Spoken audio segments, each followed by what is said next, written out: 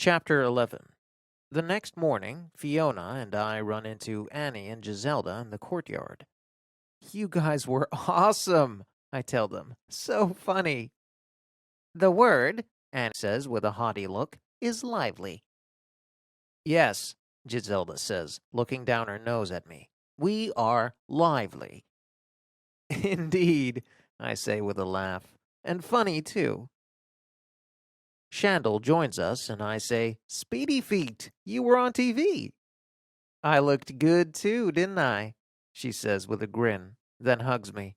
"Girl, I am so happy for you. You are going to have that running leg in no time." Then Mario and Graham and Melanie and Colin and a bunch of other track people join us, and our little gathering turns into a full-on celebration. The whole day is like that. It's really upbeat, really fun. Even Miss Rucker manages to say something nice. Well, for her, anyway. "I hope your parents found a good lawyer. The situation's ridiculous." Then she gets back to business, arching one eyebrow as she zeroes in on me. "Next note you pass puts you back in your assigned seat." I grin at her. "Yes, ma'am." There's an odd sort of twitch at the corner of her mouth before she turns and walks to the front of the classroom. Rosa has rolled up in the middle of this, and when Miss Rucker is far enough away, she whispers, "Was that a smile?" "That may be as close as she gets," I whisper back. Rosa pulls her binder out of a saddlebag. "Gavin came into our lunchroom today. He was looking for you." "What? He did?" I'm embarrassed by how excited I sound. "Uh-huh." She gives me a lopsided smile. "He's really cute." I tone things way down. "He has a girlfriend, Rosa. A really pretty one." "Meryl, I know." She eyes me. "He could do a lot better." The tardy bell rings, and Miss Rucker wastes no time announcing that there'll be a test on Friday. I groan because I am not ready for a test, not even close. So I really try to focus on the lesson, but I'm having trouble keeping up with Miss Rucker's overheads. Rosa slips me a note. "Come over tonight. I'll help you." I nod and put the note away, and that night after dinner, that's exactly what I do. "Are you sure you don't want a ride?" my mother asks as I'm heading out the door. "I'm sure. It's nearby, and Sherlock needs a walk." "They won't mind him being with you?" Rosa loves Sherlock. She's following me down the walkway. "Tell me again who Rosa is, and how does she know Sherlock?" "Mom, stop. It's fine. Everything's fine. Her last name is Brazzi. She's a math genius, and she lives on Marigold Street. I'll call you from her house, okay?" She lets me go, and as Sherlock and I play frisbee along the way, I'm really glad I didn't accept a ride. The air's cool, but not cold, and with the days growing longer, there's still plenty of sunlight and lots of spring color everywhere.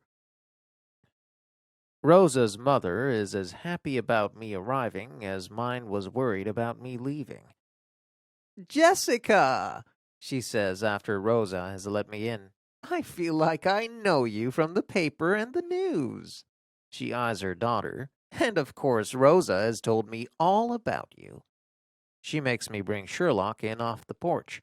"We can't have him miss the party." I laugh. Doing math does not exactly qualify as a party, but to the two of them it seems to. There's a spread of snacks ready on the kitchen table with bright blue paper plates and napkins. "This should keep your math energies high," Rosa's mom says. I do remember to call my mom, and as I'm getting ready to hang up, Rosa's mom says she'd really like to say hello to her. So I turned the phone over, and she takes it into another room to talk while Rosa helps me tackle math at their kitchen table. Over the next 2 hours, we submerge ourselves in finding the sums of infinite geometric series, calculating iterate functions, and expanding powers of binomials. We also manage to eat most of what's on the table. Finally, Sherlock seems to sense that I've had about all the math I can take for one night, because he nudges me from under the table, where he's been curled up, and lets out a little "Ahoo!" Rosa laughs. I love the way he talks to you. Sherlock's head pops up between us, and after Rosa's had a chance to nuzzle with him, I collect my things and say, "All right, boy, let's get going." "If you come back tomorrow," Rosa says, "I'll give you a pretest." "What do you mean?" "Miss Rucker is very predictable." "She is?" "I'll make you a test," she says with a nod. "It'll be a lot like hers. You'll see." If she's willing to do that, I'm willing to try. "Okay," I tell her. "Same time?" "Same time," she says with a smile. I thank Rosa and her mom for having me, then head home in the cool night air. The house is quiet when I get home. It's also dark, except for a little light coming from the kitchen. "Mom," I call. "I'm home." "In here," comes her voice from the family room. I find her sitting sideways on the couch, hugging a pillow. I click on a lamp. "Are you okay?" "I'm fine," she says with a sigh. Then she tilts her head and asks, "Why didn't you tell me that Rosa has cerebral palsy?" I sit down beside her and take a deep breath. "I was going to." "But why didn't you?" I don't really know where to begin on this.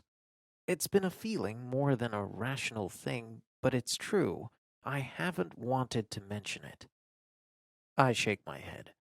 "Rosa and I write notes in class." She waits. "So?" "So, I didn't talk to her at all before I lost my leg. I ignored her, but now—" I lift my backpack and zip open the smallest pouch. Sometimes she writes things. I pull out my growing collection of her notes. They're little scraps, half-sheets, strips. It's a mess, really. It looks like a small pile of garbage. "You keep them?" she asks. I don't really know how to explain it. I sift through the notes.